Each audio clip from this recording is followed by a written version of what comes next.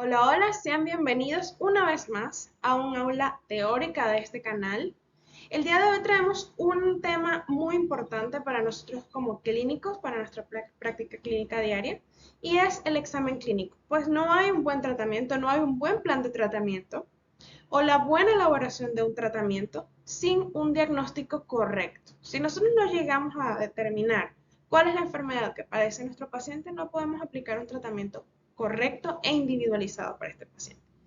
Entonces, bienvenidos a el aula de examen clínico en la endodoncia.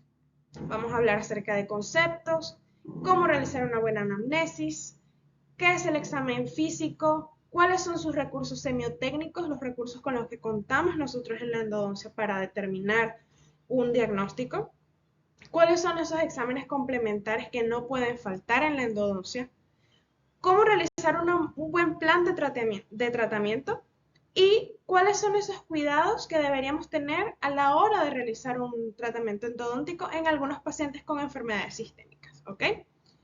Entonces, vamos a empezar primero con la definición de qué es un diagnóstico, ¿ok? El diagnóstico clínico comprende la primera etapa para nosotros establecer un tratamiento efectivo y correcto. Ese tratamiento debe ser individualizado y pues ningún paciente, aunque sea familia, aunque tenga muchas antecedentes de enfermedad parecidos, nunca van a ser iguales, ¿ok? Específicamente nosotros en la endodoncia buscamos determinar el origen de esa causa para poder, de esa enfermedad o de ese dolor que tal vez pueda estar presentando el paciente, o de ese signo o síntoma que está presentando el paciente, para nosotros poder posteriormente obtener un diagnóstico, ¿no? Entonces, pero vamos primero, ¿qué es el diagnóstico? El diagnóstico significa, del latín, un medio por el cual llegamos a algo y el conocimiento de eso. Entonces, esta etapa clínica, a nivel de un profesional de la salud, buscamos obtener información. En esta etapa clínica buscamos obtener información, reconocer signos y síntomas para posteriormente identificar la enfermedad que debe ser tratada. El proceso de diagnóstico debe basarse inicialmente en un examen clínico, ¿verdad? Y ese examen está compuesto por diversas etapas. Tenemos la anamnesis, que según Siqueira lo describe como un examen presuntivo. Es decir, solamente el paciente puede responder estas preguntas. Nosotros no podemos presumir que algo está ocurriendo con este paciente, ¿ok? El examen físico, que es lo que nosotros observamos clínicamente. Los exámenes complementarios de imagen, que son los que nosotros realizamos a través de una radiografía o tomografía. Y, por último, un plan de tratamiento. En la endodoncia, el examen clínico siempre debe tener como acompañamiento un examen complementario. Siempre debe seguir el examen complementario. No podemos saltarnos esa etapa. Pero antes de continuar, vamos a definir un poco lo que son signos y síntomas. Los síntomas son aquellas dolencias que puede llegar a tener el paciente, pero que nosotros no lo vemos clínicamente. Es decir, el paciente tiene o manifiesta dolor, dolor en una zona, dolor irradiado, dolor desde cuándo, cómo ocurre este dolor, es producido por el frío, es producido, es espontáneo, es pulsátil, esos son síntomas. Ahora bien, los signos son aquellos que nosotros podemos observar clínicamente. Un trayecto sinuoso, una caries, una fractura, todos estos son signos, ¿ok? Tenemos que tener muy claro esto. Una anamnesis nos trae el significado de esta palabra, algo que nosotros queremos traer a la actualidad nuevamente. Es decir, es algo que viene de la memoria, ¿no? Algo que nosotros recordamos. Entonces, lo que nosotros buscamos como clínicos para hacerle preguntas al paciente sobre cómo comenzó el dolor, cuáles son sus eh, antecedentes clínicos, si él de repente tuvo una restauración anteriormente en ese diente, necesitamos que esta anamnesis sea completa, ¿ok? Entonces, para nosotros poder hacer una buena anamnesis necesitamos la identificación del paciente, necesitamos los datos completos del paciente, cuáles son sus nombres, email, si no tiene email, teléfono. Actualmente necesitamos todo esto por cuestiones administrativas. Hay países como Brasil, por ejemplo, que es donde yo estoy, que o sea, es completamente necesario la identificación llamada CPF, que es como un registro mercantil. Eh, Posteriormente nos vamos a cuál es la queja principal del paciente. ¿Qué trae al paciente a la consulta? ¿Por qué usted está buscando un atendimiento? Entonces, esto debe ser anotado de la manera como el paciente te lo está diciendo. Si el paciente te dice, es porque vine porque me duele esta muela, el paciente manifiesta que vino porque me duele la muela, ¿ok? Tenemos que hacerlo con palabras textuales del paciente. Ahora nos vamos con el histórico de enfermedad actual. ¿Qué significa el histórico de enfermedad actual? Se relaciona con la queja principal que lleva el paciente a la consulta. El histórico de enfermedad actual es esa fase de la anamnesis donde nosotros vamos a preguntar cuál es la calidad del dolor, desde cuándo está ese dolor instaurado, qué, qué genera ese dolor, cuál ha sido la evolución de este tipo de ese dolor, por ejemplo. Y esto va a ser muy importante porque nosotros allí vamos a determinar si es un dolor irradiado, si es un dolor localizado, si es un dolor provocado por el frío, si lo calma el frío, si es un dolor provocado por el calor, si es un dolor que tal vez presenta el paciente cuando muerde. Todas esas cosas son importantes. La siguiente sería, ¿cuál es su historia médica o antecedentes médicos? El paciente presenta alguna enfermedad sistémica, alguna enfermedad de transmisión sexual, está embarazada, muy importante, tiene algunos antecedentes de diabetes, antecedentes de hipertensión arterial, todo esto necesitamos saber. Si tuvo o está en un proceso de quimioterapia, si están bajo un régimen de medicación post algún tratamiento contra el cáncer, hábitos, por último.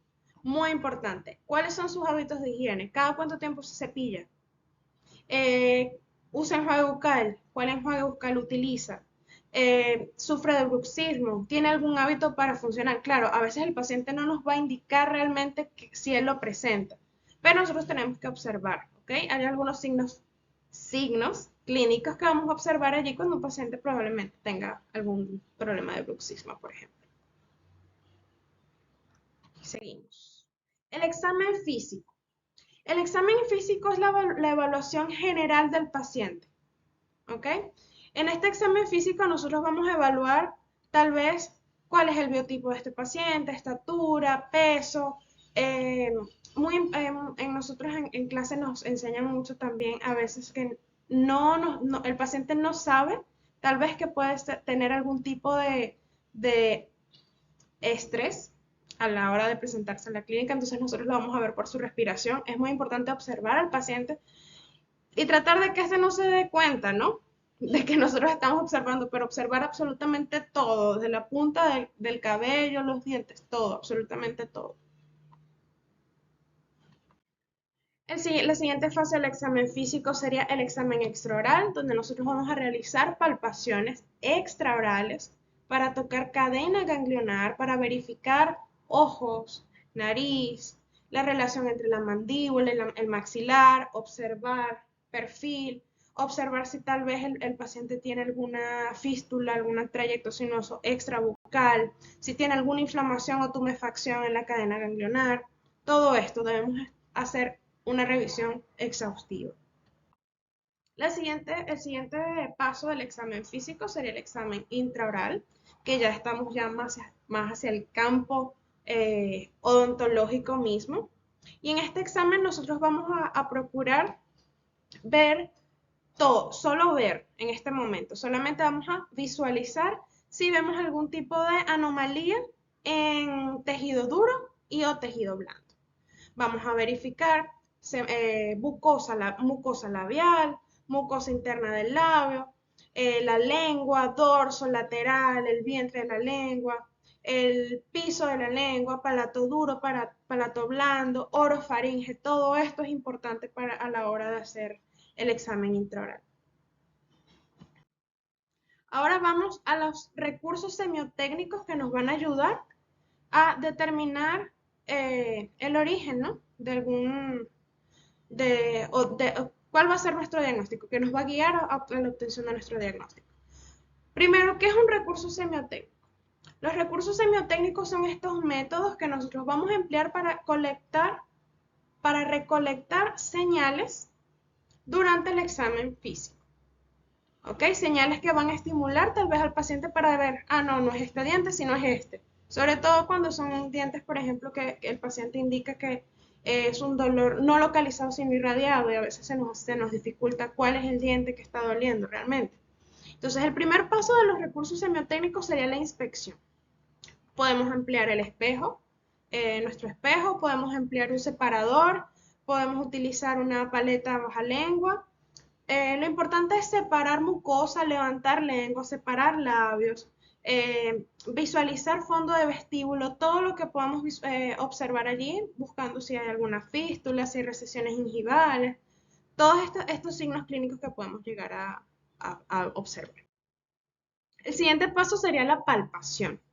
Nosotros aquí estamos buscando si el paciente presenta una tumefacción, tal vez no tan visible, pero que también presente sensibilidad a estímulos táctiles. A veces el paciente no nos indica que no sabe dónde le duele, pero tal vez al tocar nosotros el fondo del vestíbulo de ese diente, tal vez el paciente manifiesta dolor. Entonces vamos a buscar una sensibilidad a los estímulos táctiles de ese paciente. Es lo que estamos procurando en esta fase. El siguiente paso sería comprobar movilidad dentaria. El diente presenta movilidad. ¿De qué grado presenta la movilidad? ¿Por qué será esa movilidad? Este diente tiene tal vez un contacto prematuro o el paciente tiene bruxismo. ¿Cuál podría ser esta etiología de esta movilidad, ¿no? Nosotros vamos a realizar esta prueba con los dos dedos en los dientes, como indica en la foto, en esta primera foto, o utilizando una estructura metálica como puede ser el mango de nuestro espejo y la punta de nuestro dedo, presionando y verificando el movimiento, si hay movimiento en el diente. Tenemos diferentes grados, como pueden ver, el grado 1 es ligeramente mayor a lo normal, grado 2 moderadamente mayor a lo normal y grado 3 ya cuando tenemos una movilidad grave tanto como vestíbulo lingual como mesiolingual. Y también hay un cierto deslocamiento vertical, o sea, el diente da la impresión de que está saliendo de su lugar. El siguiente paso sería la percusión. Este es un paso que particularmente si el paciente, es algo personal mío, si el paciente me manifiesta ya un dolor muy instaurado, yo evito hacer la percusión porque tal vez le voy a generar al paciente mucho dolor. O hacerlo no tan fuerte, ¿ok? La percusión nos ayuda a determinar tal vez cuáles sean las causas o la localización de nuestra enfermedad periapical. Si tal vez sea de origen endodóntica cuando la respuesta es positiva a la percusión vertical, o tal vez sea de origen periodontal cuando su respuesta sea a la percusión horizontal. Igualmente con una superficie o un artefacto metálico, puede ser el mango del espejo, realizamos suaves toques, leves, buscando respuestas. Siempre respuestas al eje largo del diente, alrededor del eje largo del diente. El siguiente sería una prueba muy importante también para comprobar si tenemos algún tipo de problema periodontal, es el sondaje periodontal, o si tal vez tenemos una presencia allí de alguna lesión endoperiodontal, ¿ok? Vamos a verificar si tenemos bolsas patológicas allí, si hay, tal vez el sondaje sale alterado porque hay algún tipo de inflamación, si el sondaje está alterado porque tal vez hay algún tipo de fractura, ¿ok? Muy importante, tomen muy en cuenta eso porque muchas veces cuando tenemos presencia de fractura de furca, tenemos sondaje alterado, ¿ok? Entonces se recomienda hacer un sondaje, por lo menos en 3 regiones, como vestibular, lingual y furca. Yo recomendaría hacerlo también por mesial, distal, tanto de vestibular como lingual, ¿ok? Pero estos son por lo menos en estas 3 zonas, ¿ok? Vamos a tratar de ser lo más técnicos a la hora de realizar el examen clínico.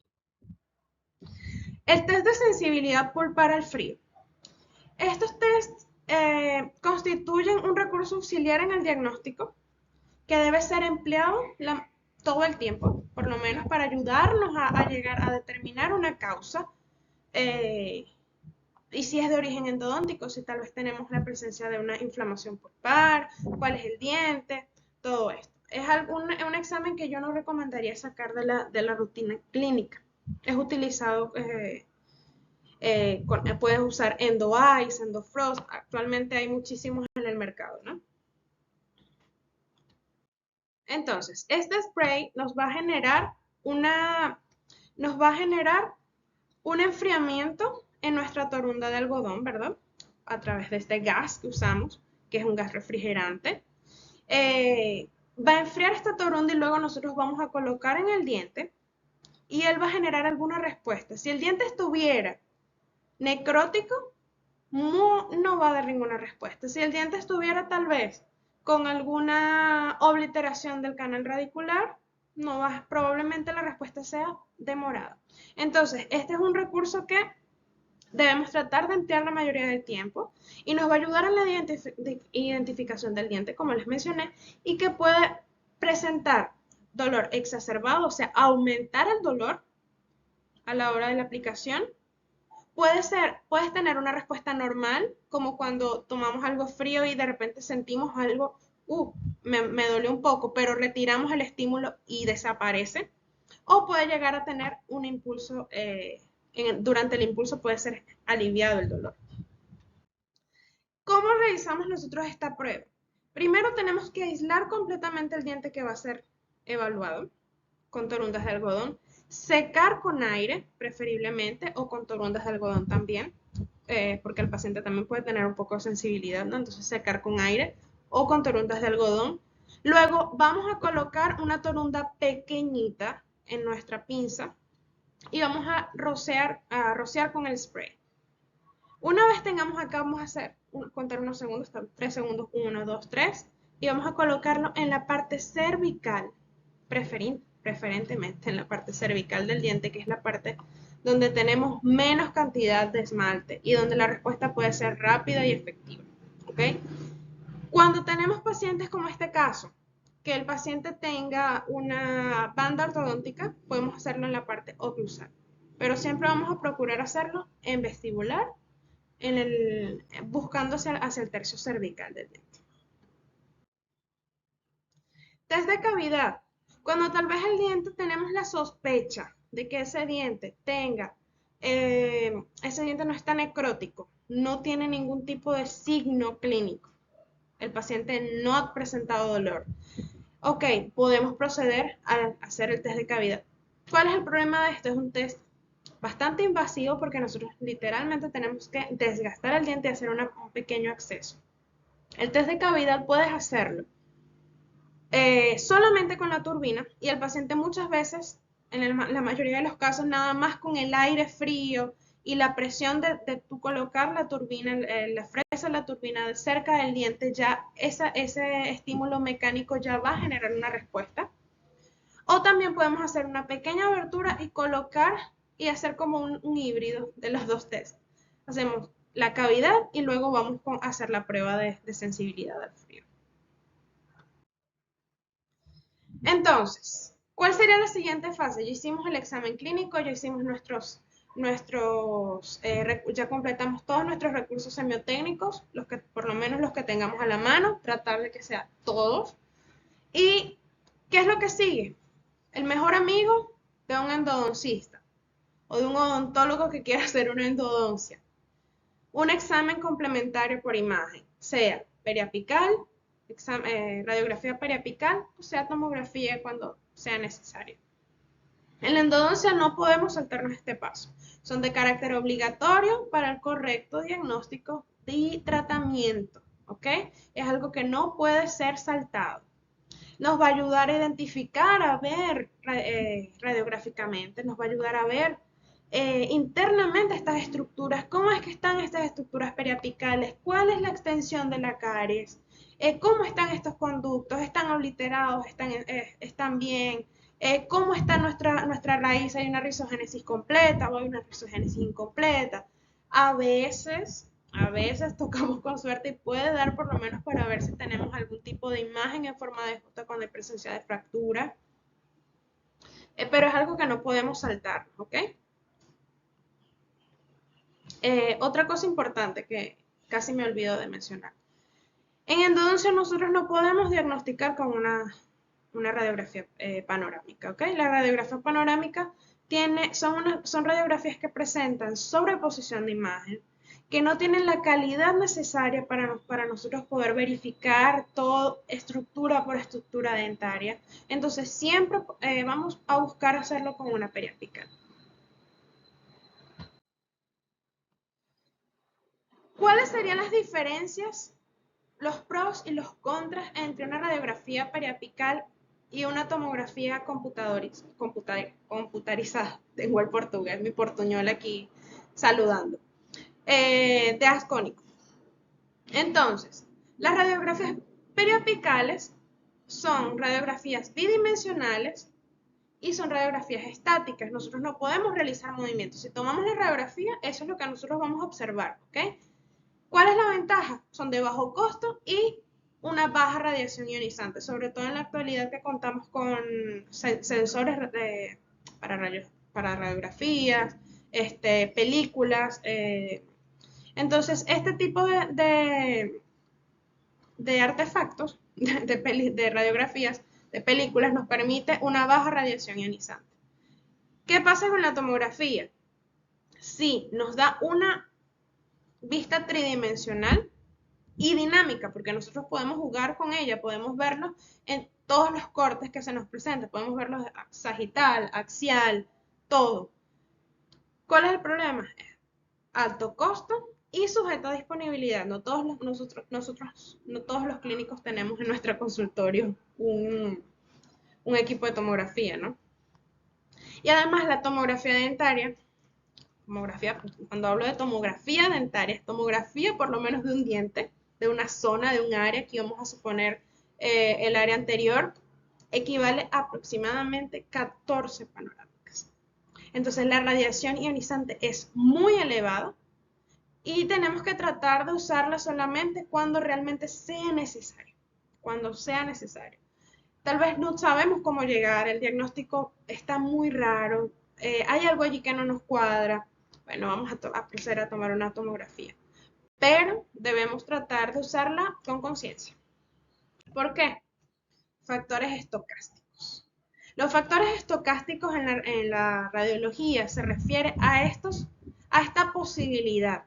No hablamos de factores determinísticos, como tal vez la genética y todo eso. Pero estos son los factores posibles que nos pueden llevar a presentar algún tipo de enfermedad desenvuelta precisamente por la continua exposición a radiación ionizante, ¿ok? Entonces, nuestro plan de tratamiento. ¿Cuáles factores pueden dificultar el desempeño profesional, nuestro desempeño profesional? ¿Cuáles serían esos aspectos como organización? ¿Cuáles serían los equipos que voy a necesitar para hacer este tratamiento? ¿Cuáles son los materiales? ¿Cuál va a ser la correcta ejecución de mi plan operatorio? ¿De qué depende? ¿Qué debemos tomar en consideración?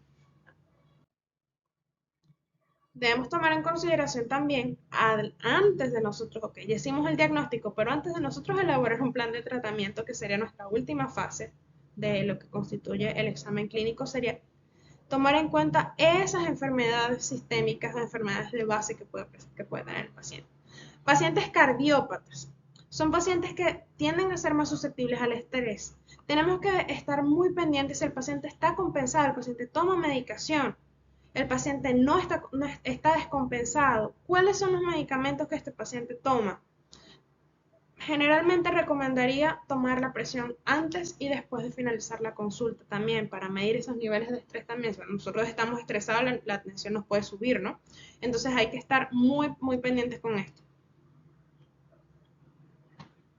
Siguiente, pacientes diabéticos. Atención durante la terapia endodóntica. Tenemos que estar muy pendientes aquí porque los pacientes diabéticos muchas veces tienen algún tipo de dificultad en el tema de cicatrización, ¿verdad? El paciente, cómo está su glucosa? Se recomendaría tener un glucómetro para nosotros controlar a nuestros pacientes diabéticos que lleguen a la consulta. El paciente está compensado. ¿Qué medicamentos toma? ¿Lo tomó hoy? ¿Tomó su medicamento? ¿Qué comió? ¿Qué ha comido? ¿Presenta alguna crisis? ¿Le ha subido la glucosa? Generalmente recomendaría que el paciente vaya a la consulta después, en el periodo matutino y tras haber tomado su medicación, ¿ok? El embarazo. Según la literatura, no existe una contraindicación para atender a una paciente embarazada, pero sí debemos tener cuidados. ¿Qué se recomienda? Que la paciente sea atendida después del segundo trimestre de embarazo, que es donde se supone que sería más seguro atenderla. Las consultas preferiblemente deben ser en la mañana, ¿ok? El paciente debe llegar desayunado, en la mañana estamos más tranquilos, está todo nuestro cuerpo más tranquilo, bajo menos estrés. Procedimientos cortos y menos invasivos. Tratar de que nuestros procedimientos sean rápidos para evitar estrés en la paciente. Sobre todo esta cuarta fase acá. Cuidado al tomar radiografías. Debemos evitarlo cuando sea posible. Entonces ahí está un poco complicado el tema de la endodoncia, ¿verdad? Vamos a tratar de utilizar algunos otros factores que puedan posibilitarnos a nosotros obtener una longitud de trabajo, como es el uso de localizadores apicales. Entonces, vamos a tener mucho cuidado a la hora de tomar radiografías. Se recomienda el uso de radiografías digitales como sensores por el menor tiempo de exposición que hablé anteriormente y la protección con peto de plomo y protector de tiroides. Muy importante esto. Siguiente tipo de pacientes, pacientes con cáncer. Se me movió acá ese slide. Consultar siempre con su médico y según la literatura nos indica o nos sugiere que este tipo de tratamientos o cualquier tipo de tratamiento invasivo en pacientes con cáncer, que deberían ser también evitados, ¿no? Pero tratar de que se realicen antes de la aplicación de quimioterapia o radioterapia, ¿ok? Como para preparar al paciente antes de recibir algún tipo de tratamiento oncológico. Uso de bifosfonatos. Los bifosfonatos son medicamentos que generalmente mandan para pacientes que han sufrido de algún tipo con histórico de cáncer, por ejemplo, cáncer de hueso, puede ser enfermedades de Payet, todo esto, ¿no? Pero estos pacientes pueden presentar riesgo de osteonecrosis, o sea, si nosotros hacemos algún tipo de procedimiento invasivo, podemos generar que nuestro paciente sufra de osteonecrosis, podemos necrosar un hueso, si nosotros hacemos una extraodoncia, si nosotros hacemos una cirugía paraendodóntica, entonces debemos evitar cualquier tipo de procedimientos invasivos y tratar de mantener la higiene de este paciente óptima, ¿ok? Sugerir visitas regulares al odontólogo. Pacientes con VIH, ¿okay? Recuerden que no es lo mismo paciente con VIH que un paciente ya que haya desarrollado el síndrome de la inmunodeficiencia adquirida, o sea, ya el síndrome establecido. Recuerden, no es lo mismo una persona que sea seropositiva y una persona que ya tenga el síndrome, ¿ok? Debemos vigilar la inmunosupresión de ese paciente. Preferiblemente podemos mandar incluso una prueba. Generalmente pacientes que mantienen una medicación ya hace mucho tiempo pueden salir indetectables, entonces eso quiere decir que ese virus está en muy poca cantidad en su cuerpo en ese momento, está bien controlado. Por supuesto, no nos podemos confiar y debemos adoptar una bioseguridad adecuada para evitar la transmisión del virus tanto entre paciente y paciente, tanto entre paciente operador o entre paciente y auxiliar. Entonces debemos ser muy cuidadosos con esto. Pero eso no solamente con pacientes con VIH, son pacientes, cualquier tipo de paciente puede llegar a tener algún tipo de enfermedad que puede contagiarnos. Entonces es algo que tenemos, la bioseguridad siempre debe estar presente en nuestro día a día en la clínica. Y estos pacientes deben ser atendidos. Nosotros, como clínicos, no podemos negarnos a atender a un paciente que tenga, porque sea cero positivo. Entonces es un poco de conciencia, un poquito de humanismo y un poco de evitar que estos pacientes ya sufren mucho en la sociedad cuando se conoce de su condición. Entonces no podemos nosotros también convertirnos en sus verdugos, ¿verdad? Debemos atenderlos. Siguiente sería pacientes con insuficiencia renal o régimen de diálisis. Tenemos siempre que consultar a un médico, a su médico tratante. Si hay presencia de alguna alteración como que esté asociada a la enfermedad de la insuficiencia como diabetes, hipertensión, lupus, se recomienda siempre atención odontológica dentro del hospital, o sea, con acompañamiento médico. Es lo más recomendable. Son pacientes delicados y tenemos que tratar de mantener siempre el máximo cuidado.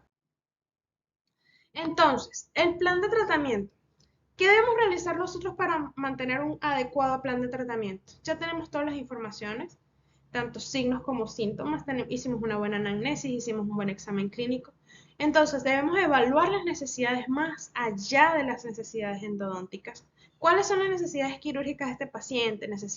¿Cuáles son cómo está periodontalmente? ¿Qué va a pasar después del tratamiento? ¿Cómo va a ser la rehabilitación de este diente? Evaluar el pronóstico, ¿ok?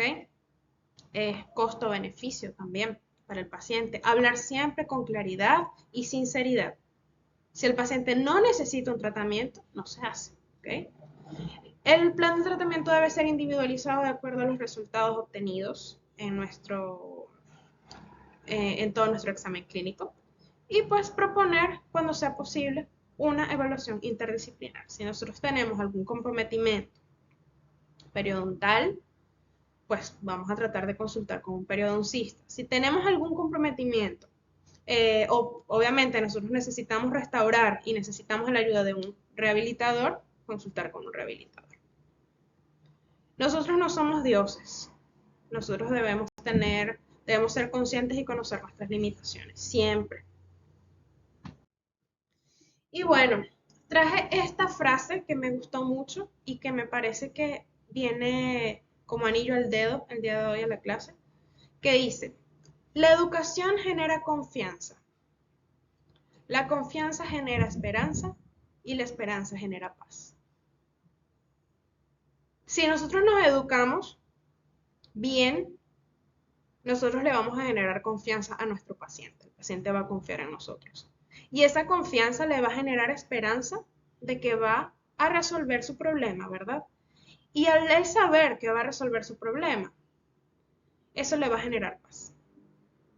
Entonces, la moraleja es siempre mantengamos educándonos. ¿Okay?